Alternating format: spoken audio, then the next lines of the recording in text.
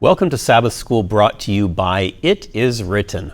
We're glad that you have chosen to join us once again as we continue on this journey through an important subject. We are looking at on death, dying, and the future hope. And this week, we're on lesson number 11. We are closing in on the very end of our 14 lessons, but we still have some important ones to go, not the least of which is what we're going to be looking at today, end-time deceptions. And we're grateful to be able to have with us once again today Dr. Alberto Tim. He is an Associate Director of the Ellen G. White Estate and the author of the Sabbath School lesson. Alberto, welcome back. I am very pleased to be with you. So, end-time deceptions. I want to begin by reading the memory verse for this week, and then we're going to start talking about some of these end-time deceptions. The memory verse is found in 2 Corinthians chapter 11, verses 14 and 15. I think these are probably familiar passages to many of us. Verse 14 says, "And no wonder, for Satan himself transforms himself into an angel of light. Therefore it is no great thing if his ministers also transform themselves into ministers of righteousness, whose end will be according to their works." So Satan himself can transform himself into an angel of light. That's a pretty good sized deception. His followers, his angels, his demons, can also transform themselves. And of course, the adversary's got plenty of human beings who are doing his bidding. As we get closer and closer to the end of time, we can expect that there are probably going to be quite a few deceptions. How far off am I on that? Well, actually, Paul speaks about last days as being terrible, difficult. There are different translations of this passage of 2 Timothy chapter 3, verse 1. But anyway, what we will find today in our world, there are many different theories. And some people are inclined to say that, well, this is just a matter of opinion. It's just a cultural matter. A friend once taught me that sometimes culture can be an excuse for disobedience. So be careful with this. The matter is not if it's cultural or not. Is it in harmony with the Bible or is it not? If it's not, if it contradicts the Bible teaching, the clear teaching from God's Word, then we have to be careful and we should not really embrace such kind of ideas. But today our world is really full of mysticism and spiritualism and all kinds of this paranormal or whatever you want to call it experiences. And this has been spread through many of Hollywood's productions. You have plenty of books. And some of these components also are in the new trend, the manga, as it's called, that kind of literature with all the drawings coming from Japan. You have video games and so, and especially one topic that's very popular today is the so-called near-death experiences. And so we're going to be looking at a lot of these topics or these subjects in this week's lesson. Let's start with mysticism. What exactly is mysticism? What are some things that are associated with mysticism? Because the word itself is, well, rather mysterious, and maybe somebody who hears mysticism doesn't know what exactly that is. And perhaps there are some things that we never considered to be mysticism, we never considered that they might be mysticism, that fall under this umbrella. So what is mysticism? How can we understand this idea? Well, the mystic element is basically all that you cannot explain from a rational perspective. So there is something that goes beyond reason. And you have many of this going beyond reason. There are experiences that you cannot explain, that are real, but they happened. And so in this you have ideologies, you have the power. For instance, I would put under mysticism some kind of of power attached to the crystals, to the minerals. So let's suppose you bring there a pyramid at home or an obelisk, and this it has the power to attract the cosmic fluids, so to say, or the cosmic power to me here. So this comes very close to what in the Middle Ages they had the relics, for instance, where things have power to help me out on this situation or other. This is just an example, because this, as you mentioned, you use the word umbrella, and is a word that I like as well, is a very huge element. But usually there is some things that goes beyond reason.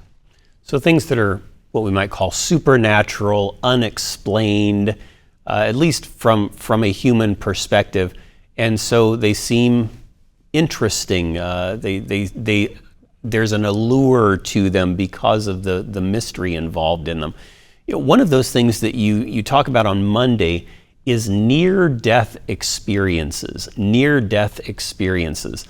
This is something that is, well, it's a challenge for many people to deal with because many people have had near-death experiences, or they know someone who has had a near-death experience, and the temptation is to say, well, I see what the Bible says, but I have experienced, or I know someone who has experienced, and so the Bible gets sort of shifted down a shelf and the experience can go up on the top shelf. What's the danger with near-death experiences, and why are they something that we really need to pay careful attention to? Not the experience itself, but watch out for it. Strange as it might look, the first reference to this kind of experience that I know of, maybe there are other ones, is precisely in Plato's book, The Republic. Because I mentioned before, you have this one that's called the Phaedo. You have another one is the Phaedrus, that deal very much about this kind of mystical element, and so this dichotomic approach. But close to the end of this book by Plato, The Republic, that's his best known book, he speaks about a soldier,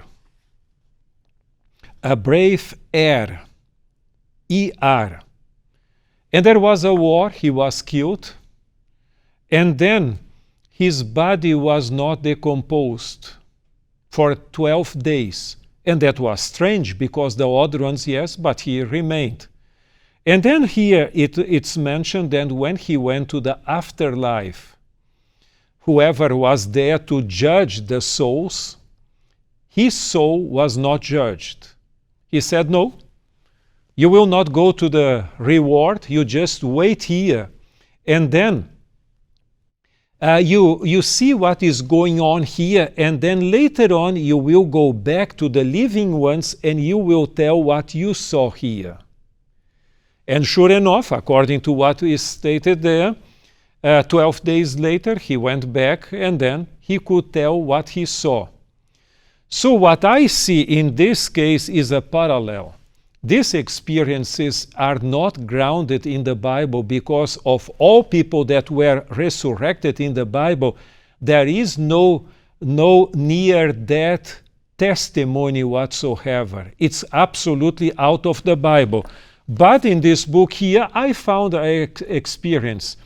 You know, it started really to become more popular in 1975, when Raymond Moody Jr. published his famous book, Life After Life, with several accounts on this to this extent. And there they had basically all the similar stuff, like a tunnel with a light being at the other side, welcoming the person, and then later on he came back and could then explain exactly what happened. But it's interesting that there are many books on this matter. But there is one that claims to be the scientific approach to near-death experiences and the broadest studies, and is the book that I have here in my hands. And it says that finally we actually know that this is something for real, because some people used to claim that they were just psychochemical experiences, like when you have the LSD or some other kind of drug, and it really has that kind of effect with that kind of hallucination. But in this one, it says clearly, and I am reading from page 51, it says that the near-death experiences, the studies show that 45% of those surviving said to had psychic, paranormal, and other special gifts that they did not have prior to that experience. So this kind of near-death experiences, in my understanding, seems to be opening the doors, the gates for the mystical, spiritualistic, paranormal world for many people. So during those experiences, there is no reference to the gospel of how to really be closer to God, but only the experience by itself and the results you can see. In this case, people become mediums and so on. So I don't see this as having any Bible ground, but exactly part of the final deceptions that the Bible speaks of. So if we choose to allow our senses to determine what's truth, we can put ourselves on some pretty dangerous ground. And it sounds like a slippery slope, because some who have experienced this, as you mentioned, have gone into other elements or other areas of mysticism. But the good news for us is that if we want to know what the Bible teaches on the subject, or what the truth is on a subject, maybe I should say it that way, that the Bible actually teaches us the truth on that subject, and we can trust it. And so that's why we've been studying this subject in the Bible over the course of the last 11 weeks, and we still have a few weeks to go. But if you would like to dig into it more deeply, get more out of it, understand it better, and share the encouraging truth on this subject with others, I want to encourage you to make sure that you pick up the companion book to this quarter's Sabbath School lesson on Death, Dying, and the Future Hope by Alberto Tim. And you can pick that up at the It Is Written shop. That's itiswritten.shop. Again, itiswritten.shop. The name of the book is On Death, Dying, and the Future Hope by Dr. Alberto Tim. This subject, if rightly understood, can give us so much hope, so much encouragement, so much peace, and allay so much anxiety. God has given it to us for such a time as this to give us encouragement. We're going to be back in just a moment as we continue looking at this very important subject, end-time deceptions. We'll see you back in just a moment.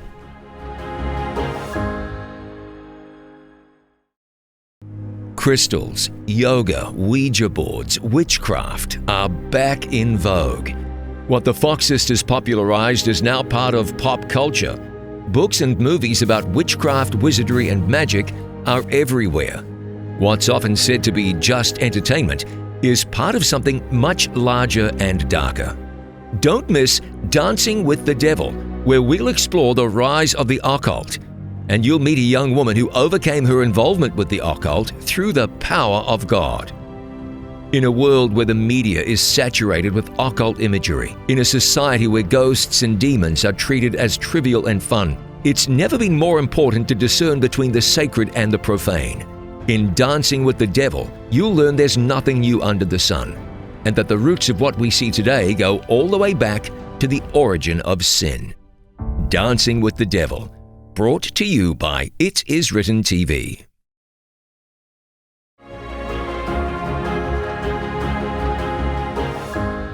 Welcome back to Sabbath School, brought to you by It Is Written. We are taking a look today at end-time deceptions and the importance of understanding them in the light of what happens when a person dies. Alberto, I want to come back to the lesson here on Tuesday. You talk about reincarnation. Most people that I know don't believe in reincarnation, but you go to other parts of the world And that's not exactly the case. Where does the whole idea, the whole belief system of reincarnation originate? How did it come into being? What lays the foundation for it? And how can we know that this is not a biblical belief or a reality?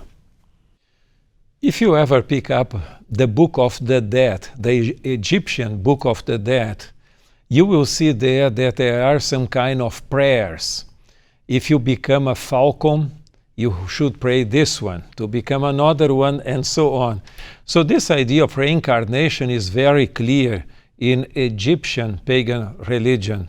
Of course, it's a complete mystical and complex way. One of the most difficult religions, in my understanding, to understand is the Egyptian religion, because it has so many trails and so on, but I don't want to go into this.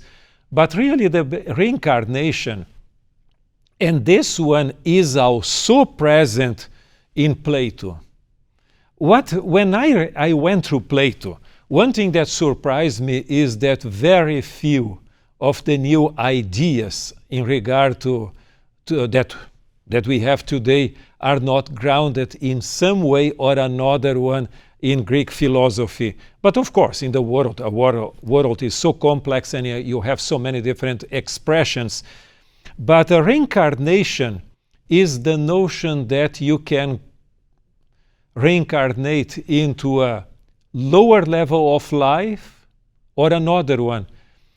When I was starting to work after finishing college, one day somebody came to my place and he said, or better saying, I went to the place of somebody and that person said, well, in this life you are a human being. Next reincarnation, you might be even a sound system. I never heard about this before. I thought always that people would believe in living beings and not something else. But that is what the man mentioned, and I would not mention his religious background because I don't want to be offensive in this way. But anyway, this is a notion. The notion of reincarnation is absolutely against the Bible. First of all, you improve or you grow not by God's grace, by coming from one stage of life to another one, and so it goes basically in Hinduism, as this is one of the forms. Another one really is that the morality of our life depends on evolution in a certain sense. And then you have other ones, for instance, the idea that the destiny, my destiny is not decided forever and ever during this lifetime because I have several chances later on. I can go backwards or I can progress, whatever is the case. Also in this case, the second coming does not make much sense.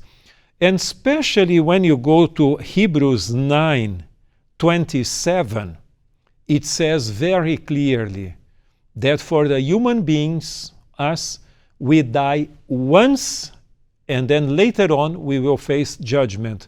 So there is not a second chance after that.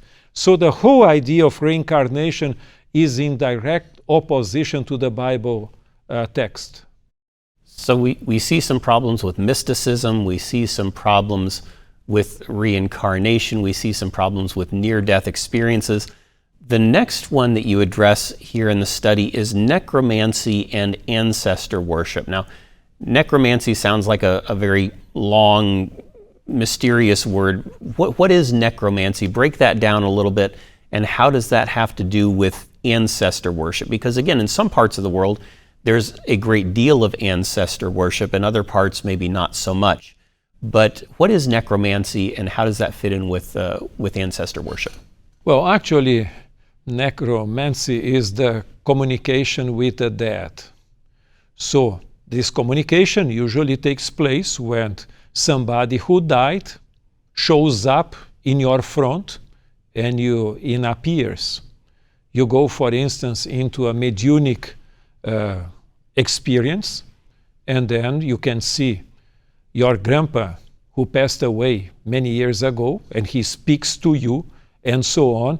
This is very attractive for people that really miss their beloved ones.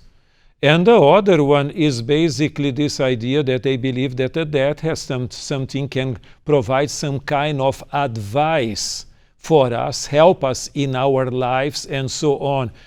So in some of the age religions, some of our Western world, the older you become, the more obsolete you are, and you need to be replaced.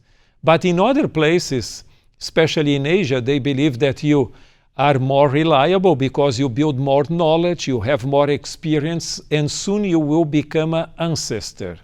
So they praise the old people, and especially the ancestors, because they can learn from them and be blessed by them. But all this has to do with some kind of conscious or unconscious communication with them. So communication with the dead. There's an interesting story, and this is a story that often gets brought up when we're talking about this in the Bible. The story that's found in 1 Samuel chapter 28. So it's the Witch of Endor, as it were. Share a little bit about that story and what we can learn from it and what we ought not to take away from it. Well, this is a very, very self-explanatory experience, because first of all, you remember that Saul destroyed many mediums and spiritists in Israel, according to the commandment that you find in the Pentateuch. So he followed it clearly, so he did not spare them. But later on, he departed from the Lord and was rejected by the Lord. So the Lord was no longer with him, and so he stopped his communication with the Lord. So he himself now went to Endor and spoke with this lady who was a mediunic person. And in that case, he had a special request that Prophet Samuel should appear. And the lady was afraid, saying, "But why do you come to me? You have been, you killed the other ones, the other mediums, and so on. Why do you come to me?" And then he promised that he would not really do anything with her. "Just bring me Samuel." And then Samuel comes up, does not come down from paradise, but comes up and then appears there and speaks to him, saying that you will be with me tomorrow. Tomorrow you will be with me. Well, this is a very strange record because of something. Samuel died, later on. But if Samuel supposedly would be in paradise, how could he promise Saul that he would be with paradise since he was absolutely against God?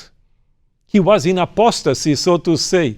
Does not make any sense. You see immediately that there are contradictions there. But this is a word of warning to us, this whole chapter, not to get involved with this kind of experiences, because they are absolutely misleading, and actually they are part of Satan's strategy to mislead people, because it contradicts completely the Bible and its teachings. So when it tells us in that story that the witch brought up Samuel, that was not actually Samuel who was brought up, because that would be completely contradictory to the Bible. That was a personation. All right, impersonation is actually what we get to on Thursday's lesson. And I want to read again 2 Corinthians 11, verse 14. It says, "No wonder, for Satan himself transforms himself into an angel of light."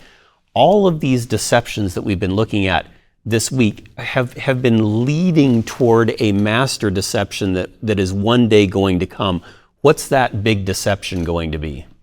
Actually, let me just mention, if Satan is able to transform himself into an angel of light, can he not transform himself also into other human beings, especially the ones that are deceased, the ones that died already? Actually, if you read the book, The Great Controversy, you will see that over there it's mentioned that in the last days, demons will even personify or personate the apostles of Christ. And in this case, it will be not so difficult for one to say, well, I am the Apostle John when I wrote my Gospel in the book of Revelation. That was for that time. But now we are in another world, we have a better light. So in this case, the climax of it is when Satan will really appear as if was Christ himself and to mislead. And if you are not grounded in this whole package, this huge menu of different strategies that Satan uses to misguide people, it will be a difficult time. Our only assurance is to be faithful to the Bible. And that's really why we're spending 14 weeks looking at this subject, so that we can be prepared and guard against these deceptions that in truth are going to cause a lot of people to stumble and fall and probably in the very end be lost because they haven't placed their faith in the Word of God, and instead they've listened to their heart, they've followed their eyes, they've followed their ears, and they've fallen victim to a lot of these end-time deceptions that we've been looking at here this week. Alberto, I want to thank you once again for making this lesson very, very clear, making it very practical, and helping us to see some of the deceptions that are taking place in the world, sometimes in other parts of the world, sometimes very close to where we are right now, because the adversary is preparing the way for a great deception which is to come. And if he can get us to believe some of the smaller deceptions right now, then he is preparing us for that time when he's going to deceive a great many people and cause many people to be lost. But we don't have to be lost. You don't, I don't. We can be ready. We can be prepared for those days by being prepared today. So I hope and trust that you have been enjoying this study on this subject of death, dying, and the future hope. We're going to continue it again next week as we have 3 more lessons left this quarter. We look forward to seeing you again next time on Sabbath School, brought to you by It Is Written.